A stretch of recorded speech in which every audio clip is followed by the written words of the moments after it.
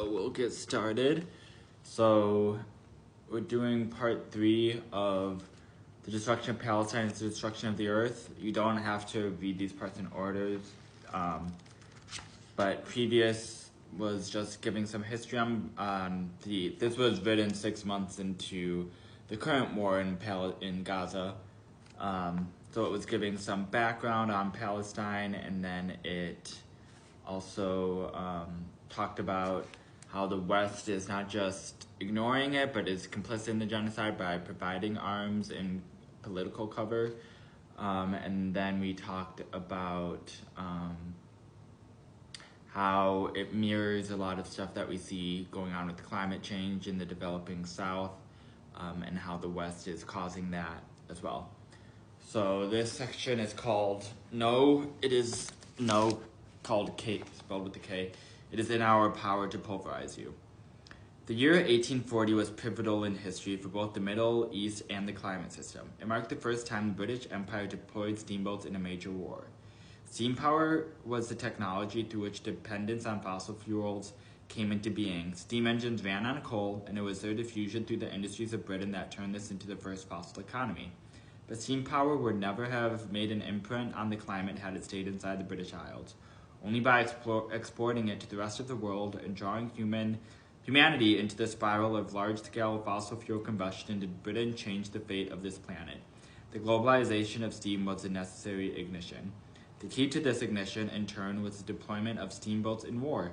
It was through the projection of violence that Britain integrated other countries into the strange kind of economy it had created, by turning fossil capital, we might say, into fossil empire. At this time, Britain was the largest empire the world had ever seen, built on naval supremacy, hitherto founded on the traditional motive power of wind. But in the 1820s, the Royal Navy began to consider steam propulsion, burning coal, that is, instead of sailing with the wind being a renewable source, as we would call it today, inexhaustible, cheap, indeed free of cost, but with well-known limitations. The captains could not take for granted that it would blow as they wish. On the battlefield, ships might be held back by calms, driven away from their targets by gusts and gales, or allowed to advance only slowly. Freaks of the wind could give the enemy opportunities to slip away, regroup, hit back.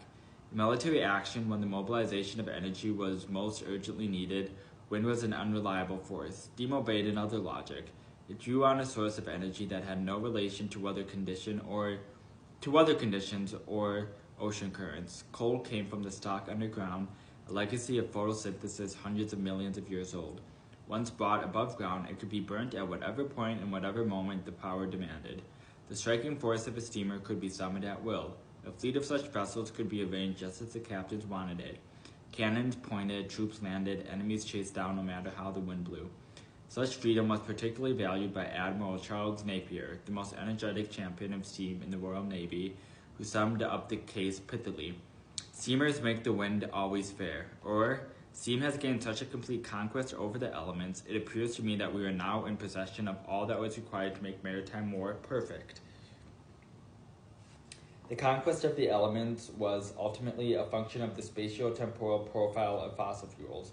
The detachment from space and time on the surface of the Earth promised to liberate the empire from the coordinates in which boats had navigated since time immemorial. The first time Napier got to practice this perfection was in 1840 on the shores of Lebanon and Palestine. In this year, Britain went to war against Muhammad Ali. Ali was the Pasha of Egypt, nominally serving under the Ottoman Empire, but in truth the ruler of his own realm and at war with the Sultan. Ali's forces had fanned out from Egypt and conquered the Hijaz and the Levant and formed an Arab proto-empire on a collision course with the Porte and London. Ali's rise threatened to bring down the Ottoman Empire, whose stability and integrity Britain, at this point in time, regarded as a strategic counterbalance to Russia. If the Ottoman Empire disintegrated, Russia might expand south and east towards the crown colony of India, so Britain wanted to prop it up. Inter-imperialist rivalry, we might say, prompted Britain to intervene against Ali. So did, no less importantly, the dynamics of capitalist development inside Britain itself. The cotton industry was its spearhead, but in the 1830s it had run so far ahead of every other branch of manufacturing as to suffer a crisis of overproduction. There were mountains of excess cotton, thread, and fabric coming out of the factories. Sources of demand were insufficient to absorb them all. Britain was therefore desperate for new export markets, and thankfully, in 1838, the Ottoman Empire agreed to a fabulously advantageous free trade agreement known as the Balta-Liman Treaty. This would open the territories under the Sultan's control to essentially unlimited British exports. The problem, however, was that ever more of these territories were passing into the control of Muhammad Ali, who pursued the opposite economic policy, import substitution. He built his own cotton factories in Egypt. By the late 1830s, they had grown into the largest industry of its kind outside Europe and the US. Ali would have none of the British free trade. He put in place tariffs and monopolies and other protective barriers around his cotton industry and promoted it so effectively that it could make incursions into markets hitherto dominated by Britain as far away as in India itself. So in sum, Britain eventually goes to war or uses their steamships to intimidate Muhammad Ali because they want access to his cotton and his resources, which we see similarly with the Iraq War and access to oil. So it's the imperialist machine. The players might have changed, but it's all just imperialism. Britain hated this, and no one hated it with more fervor than Lord Palmerston, the Foreign Secretary and Chief Architect of the British Empire in the middle of the 19th century, who had blurted out, the best thing Mehmet could do would be to destroy all his manufacturers and throw his machinery into the Nile. He and the rest of the British government considered Ali's refusal to accept the Balta-Liman Treaty as casus belli. Free trade had to be forced onto Ali and all the Arab lands he ruled. Otherwise, the British cotton industry would remain suffocated without the outlets it needed to keep expanding, potentially choked even further by this Egyptian upstart. Lord Palmerston did not conceal his foreign policy principles.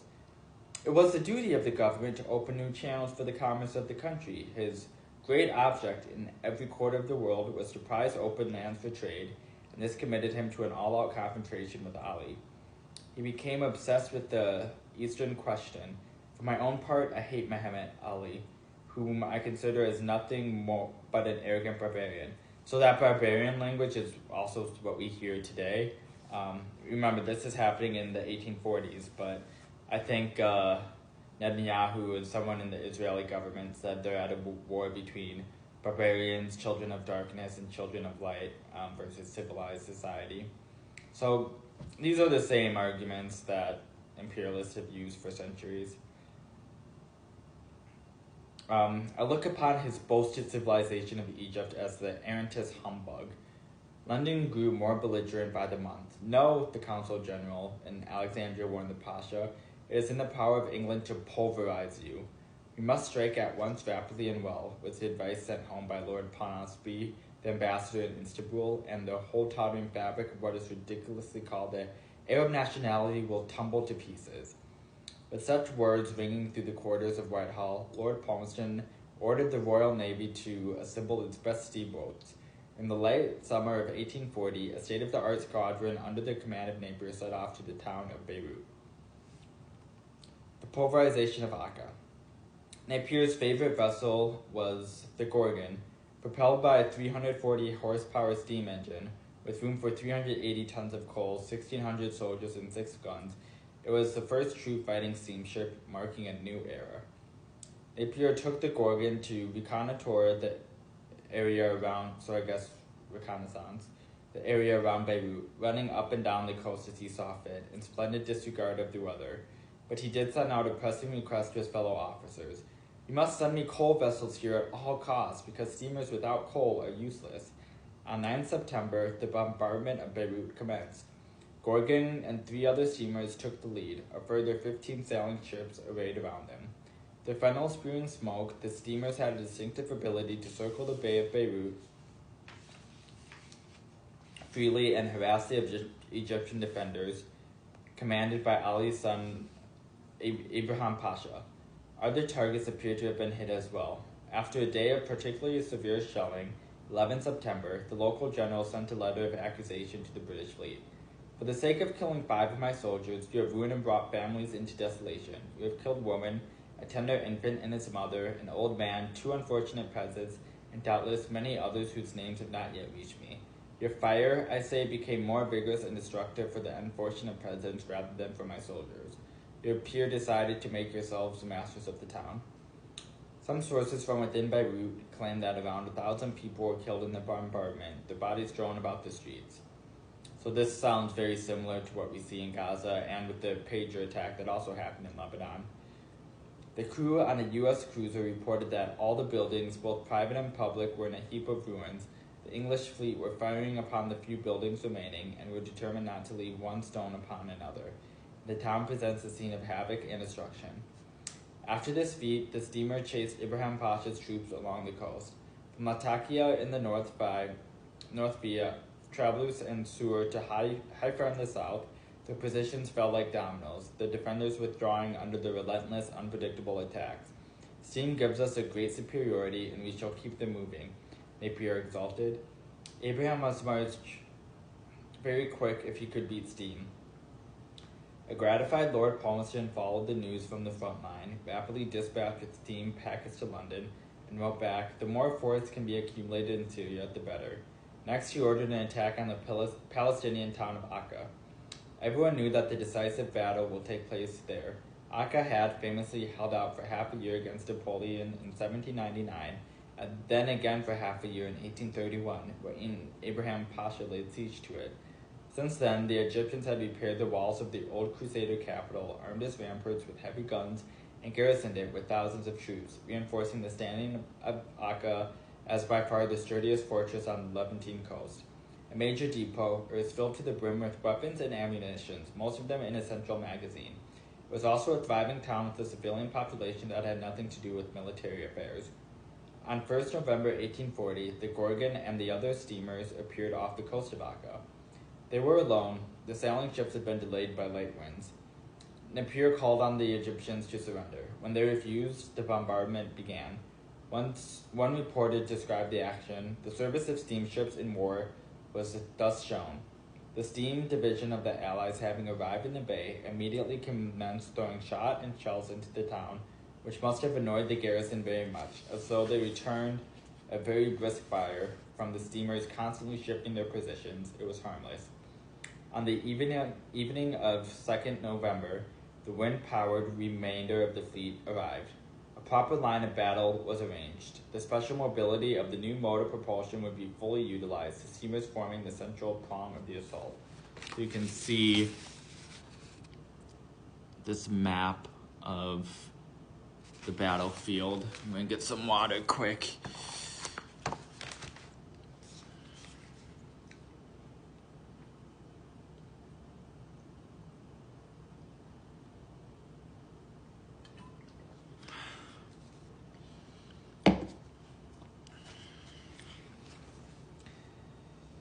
In the afternoon of 3rd November, the steamers resumed the pounding of Akka, and the other ships joined in what was, according to Napier, a tremendous fire.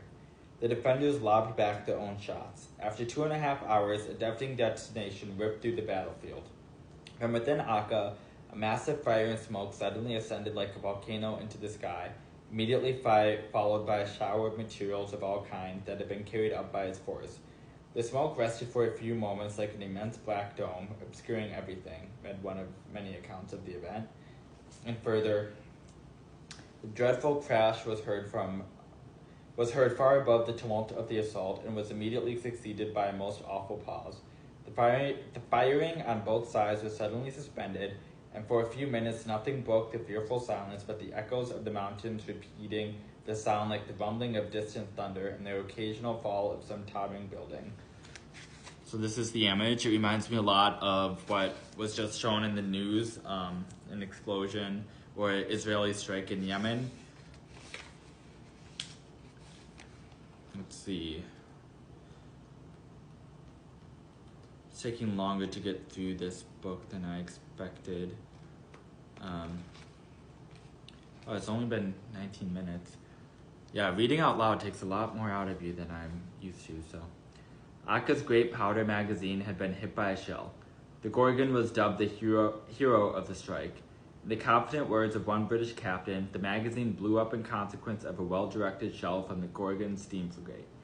We could not rule out that it was an accidental hit, but the British were clearly aware of the position of the magazine. Relaying fresh intelligence, Lord Minto, the highest commander of the Royal Navy, informed the command on the ground that there is much powder stored about very insecurely at Acre, and pointed it out as a suitable target in a letter signed on 7 October. Whatever the exact degree of intentionality, the results of the strike from the first true-fighting steamships are not in doubt. The Palestinian town of Acre turned into a mass of rubble. 2 entire regiments, said a report to Lord Palmerston, were annihilated, and every living creature within the area of 60,000 square yards ceased to exist, the loss of life being variously computed from 1,200 to 2,000 persons. As night fell on 3rd November, the few surviving Arab soldiers evacuated their last positions in Acre. When the British troops entered the town the next day, they were greeted by utter devastation. Here's one portrait. Corpses of men, women, and children, blackened by the explosion of the magazine and mutilated in the most horrid manner by the cannon shot, lay everywhere about, half buried among the ruins of the homes and fortifications. Women were searching for the bodies of their husbands, children for their fathers. In a letter home to his wife, Charles Napier himself expressed unease and perhaps a pang of guilt. I went on shore at Acre to see the havoc we have occasioned and witnessed a sight that never can be effaced from my memory. It makes me at this time even almost shudder to think of it. He saw hundreds of dead and dying lying in the ruins. The beach for half a mile on each side was strewn with bodies. After some days, the corpses infected the air with an effluvium that was truly horrid. Even in his official account of the war in Syria, Napier admitted that nothing could be more shocking than to see the miserable wretches, sick and wounded, in all parts of this devoted town, which was almost entirely pulverized. The British seemed taken aback by the scale of the destruction they had wrought. In a letter to Lord Minto, another admiral wrote, "I cannot describe to your lordship the utter destruction of the works and the town from the fire of our ships." So this is also a common theme in war. It seems like they just, for some reason, forget that there's people in the cities that they blow up. So right now we see a lot of Israeli soldiers are coming back, obviously with PTSD and other issues, but committing suicide. And I don't understand, I understand why they have that, but I don't understand what they thought they were getting themselves into. I guess they were so drummed up by the propaganda in Israel, and in Israel you have to serve in the military, so they don't really have a choice unless they're willing to go to prison, which some conscientious objectors do. But yeah, same common theme. It's very confusing to me what they expected would happen when you fire onto a highly populated city, but whatever. A midshipman from one of the smaller steamers spoke of hands, arms, and toes sticking out of the rubble. Barely remembered today, this event inspired intense fascination in early Victorian Britain. The fortress that held out for half a year against Napoleon went down in less than 3 days under the blows of the steamships. On the more popular account, less than 3 hours of concentrated bombing on 3rd November. It was a sublime, awe-inspiring, miraculous manifestation of the power of Britain in general and steam in particular, rendered in a series of paintings, such as the one by H. Winkles represented here, where a steamboat, possibly the Gorgon, is pointing straight into Acre, its column of smoke communicating with the tremendous eruption from the magazine behind the walls and the minarets. Coal on fire, town on fire. So here's a picture, and then, yeah. In another lithograph below, representing the scene from the perspective of the Arab defenders, the smoke from a steamboat likewise rises in the center, while on the left the whole town is blown sky high. So I think that's this one. The explosion was the centerpiece of the action, but it went further. The steamers made use of their ability to maneuver freely in the waters near the walls of Acre, standing as close as 40 meters away when firing their projectiles and then driving back out when needed. The bombardment could be more precise and more devastating thanks to steam power, and it went on for almost 3 days before the explosion. Did the British use this overwhelming power to target Abraham Pasha's forces with the utmost precision? In the most detailed recent reconstruction of the attack, Four Israeli researchers wrote the bombardment was rather aimed at the town itself. In fact, the object of the bombardment was to compel the garrison to surrender, not by the injury which it might have sustained, but by the killing and misery which it inflicted upon non-combatants. You might recognize this kind of strategic thinking. Yet another admiral described how it worked. Every shot that cleared the walls smashed the tops of houses, hurling walls and stones down on the heads of people below. There was no refuge anywhere. Whatever compunctions the disembarking men may have felt, back home in Whitehall the joy knew bounds. Lord Palmerston congratulated the Royal Navy on capturing Akka and securing the operation of the commercial treaties. The road to free trade in the Middle East had been cleared. This was a great achievement of the steamers. So again, we see capitalism. I don't know if it was officially called capitalism at this point, but talking about trade is similar to what's happening with the Houthis blocking trade routes. I don't know if they're still doing that, but they were doing that, I know, last year, and the U.S. attacking them for that. The road to free trade in the Middle East has been cleared. This was a great achievement of the steamers, widely praised for their efficiency. They continually shifted their positions during the action and threw in shot and shells whenever they saw the most effectual points for doing execution, observed one report, noticing that it is rather remarkable that not one of the four steamships had a single man either killed or wounded. If the men went through the action without a scratch, however, another resource was nearly exhausted: fuel. After the battle, not one of the four steamers had more than 1 day's supply on board. Practically all the stored coal had been burnt in the pulverization of Akka. The fall of the town determined the outcome of the war in one stroke. Ibrahim Pasha's forces collapsed and beat a disorderly retreat through the coastal plains of Palestine. The steamers continued to harass them, landing at Jaffa and hovering off Gaza. On land, infantry troops moved into Gaza in January 1841 to ensure the destruction of the enemy's provisions. The first time British-led forces occupied this corner of Palestine, if only for a brief moment. While the British held Gaza and mapped it and destroyed its stores of foods, presumably only to deny the Egyptian army its provisions, scattered columns of demoralized, thirsty, hungry soldiers drifted through the desert back into Egypt. Less than 1/4 of the army Ibrahim had commanded at the outbreak of the war. Before their arrival, Napier steamed onwards onto the port of Alexandria, where he threatened to subject that town to the same treatment as Akka, unless Muhammad Ali accepted all British demands. Ali asked to at least keep the province of Palestine, but again, Napier warned that he would lay Alexandria in ashes. That took Palestine off the table. By the same means, Napier pressed for an immediate implementation of the Balta-Lemon Treaty in Egypt. Ali caved in on this point too. Thus did Britain destroy the Arab proto-empire by means of steam. From Beirut to Alexandria, it was the steamers of the Royal Navy that formed the vanguard of the victory, more expert than their wind-powered partners in every maneuver that profited from mobility in space. In an article on the Iron War steamers, the Manchester Guardian quoted an anonymous letter from a British subject in Alexandria. I'm just gonna get some water. Probably gonna call it after this section. I don't know, it's really interesting, but it's kind of taking a lot out of me to read aloud, so maybe 1 or 2 more sections, then we'll call it.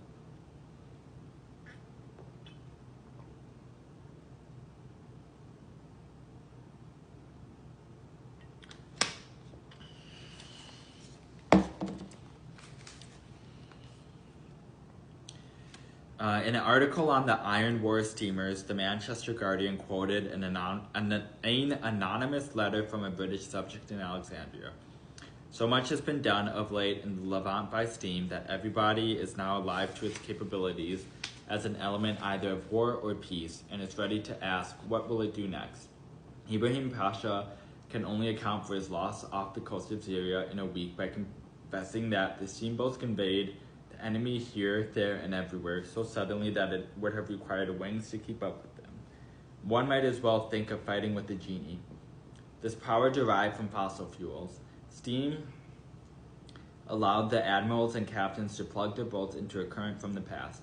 a source of energy external to the space and time of the actual battle, through which the ships could therefore shoot as though they had wings. Britain's military superiority was radically enhanced by the ability to mobilize the stock of energy as a force for running the enemy down. Or, as the observer noticed with reference to Palestine, steam, even now, almost realizes the idea of military omnipotence and military omnipresence. It is everywhere, and there is no withstanding it. Britain was ready to project the power of fossil fuels across the globe, having proved its mettle in Palestine. Alright, I think that's a good place to stop for now. We've read about 30 minutes. We're about, how many pages are there? 120. So we're about a sixth of the way done with the book. I think I'll do a longer live stream simulcast on TikTok as well, because that's where I'm getting the most engagement. Thank you, whoever you are watching me, unless it's just glitched and counting me as a viewer, which it might also be doing, but stay cozy.